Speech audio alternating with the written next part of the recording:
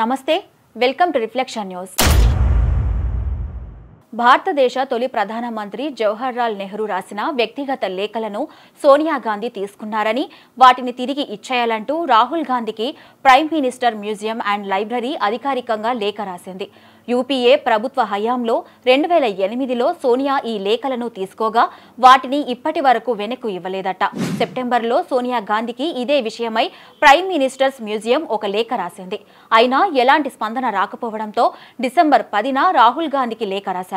ఈ లేఖలను అసలు రూపంలో తిరిగి ఇచ్చినా లేదా డిజిటల్ కాపీల రూపంలో అందించినా పర్వాలేదని prime minister museum and library కోరింది।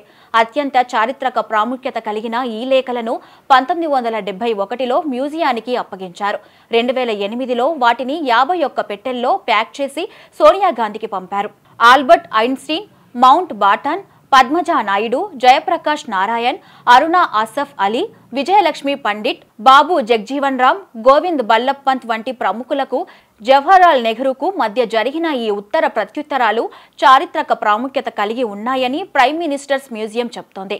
ఈ పత్రాలు నెహ్రూ కుటుంబానికి వ్యక్తిగత ప్రాముఖ్యతను కలిగి ఉండవచ్చని మేము అర్థం చేసుకున్నామని, ఈ చారిత్రక వస్తువులను మరింత విస్తృతంగా అందుబాటులో ఉంచడం వల్ల భావి తరాలకు, పరిశోధకులకు ఎంతో ప్రయోజనం చేకూరుతుందని ప్రైమ్ మినిస్టర్స్ మ్యూజియం విశ్వసిస్తోంది। సాధ్యమైన పరిష్కారాలను అన్వేషించడంలో మీ సహకారానికి కృతజ్ఞులమై ఉంటామని లేఖలో ప్రైమ్ మినిస్టర్ మ్యూజియం పేర్కొంది। మాజీ ప్రధానమంత్రి నెహ్రూ పూర్వ నివాసం న్యూఢిల్లీలోని తీన్మూర్తి భవన్లో ప్రైమ్ మినిస్టర్స్ మ్యూజియంని స్థాపించారు। ఢిల్లీలోని నెహ్రూ మెమోరియల్ మ్యూజియం లైబ్రరీ కాంప్లెక్స్లో ప్రధానమంత్రి మ్యూజియం నిర్మించారు।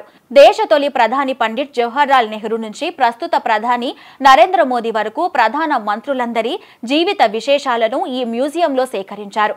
ప్రధాన మంత్రుల వ్యక్తిగత వస్తువులను వారి కుటుంబాల నుంచి సేకరించారు। ఈ అంశాలు డిజిటల్ డిస్ప్లే ద్వారా చూపిస్తారు।